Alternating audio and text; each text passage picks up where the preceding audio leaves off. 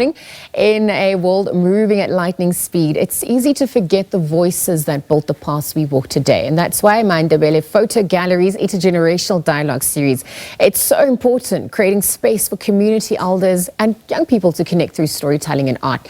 And so this month, the spotlight shines on MaNdebele Photo Gallery. And to chat a little bit more, we're now joined by Gopolang Ledwaba. Good morning. Thank you for making time to be here today. Luchane, thank you so much. Thank you for having me. This work heals, this work obviously sparks much needed conversations. It also serves as a bridge. And I wonder if you could tell us about that journey to date, the impact your work has had on the gallery. Oh, Flip, I think it has been quite a long journey for me. So growing up, I've always been interested in art, mainly photography, filmmaking, and all of that. So fast forward with that, what sort of now began or transpired in the journey of me starting MaNdebele Photo Gallery was that after studying at the Market Photo Workshop, I realized that sort of like there's a gap in between, you know. We're having people creating work in communities, but they hardly have spaces. I think also it sort of addresses the spaces around communities and the economy that people in communities don't have enough money to travel to urban spaces to go and look at the art. So I think the MaNdebele Photo Gallery exists or in sort of that manner. Yeah, and it's about inclusion, it's about representation, and to your point, communities also documenting, you know, their stories that sometimes gets excluded from mainstream narratives. And so when you go about selecting the subject matter, the elders, I mean, what does that process look like? I don't know, can you please rephrase So your question? it's intergenerational. Yeah. So there's obviously the representation of the elders as a subject matter. You've got the youth as well. What goes into selecting that? What lens are you literally looking at through? Yeah, I think for me, the main thing is about education. Okay. The main thing is about education, because I feel also elder people have got stories to share with the young ones, and then the young ones have got stories to share with the elders. I think that's how a community is built.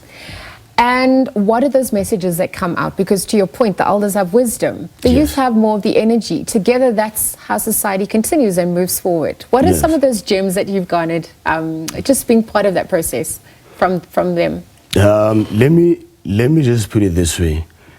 I think for me, it's about always observing what is happening in the communities, what are the conversations that people are having, and then that's what drives these intergenerational dialogues within the communities. Yeah, but what are those conversations? Are you hopeful? Does it add to your despair? Yes, I am very much hopeful, because just now we heard Babu Nkosini Samuel Msebi. How did the conversation, or how did the event came about? We sort of looked at the 27th of April, the Freedom Day, and then we did the talk on the 26th. Why it happened? Why did the talk happen? It's because of a lot of people in communities have forgotten, or the history sort of being wiped. It's like there are no longer conversations that are being had about these kind of historic events. That's why we sort of had Ubabu Semumsibi as well, as part of these intergenerational dialogue, to come in and share with the communities, because a lot of people in communities, they hardly know what is happening, you know, in these field of journalism or making work, the historic work. It's very important to go, well, in order to move forward, you have to know where you're coming from. And those are the gems, those are the foundation as well that serve us, you know. And yes, the pace of life, it's so busy. We obviously can sometimes get lost in that noise, as I alluded to earlier on. For storytellers, for artists who want to come on board, be part of that, what's that call to action? How do you rally everyone together? How do you also pass on the baton and the expertise that you've garnered? I love that question. Good. And thank you for your service, because it's a sacred calling, yeah? Yeah, because now remember, earlier we spoke about the inclusion and the exclusion, the exclusion and the inclusion. So this is what happens. I think how I call this into action in my community, mainly in Soweto, there are a lot of artists, but there are no spaces. So how I would do in my spare time, or like during the week, I've got like a day where I go and search for artists, or I do the pop-ups in spaces where you find people who are drawing, photographers and all of that, and how the conversation begin. I start to introduce myself, and then we speak about the work, and then I invite them over to the gallery. What do you also observe in terms of the makeup of society, right? So you're obviously you're having this intergenerational dialogues, but the very fragment of society is, it's broken because the family unit, you've got single household, parented households, etc. What are the lessons coming through on that front? How important is community at this juncture of a society?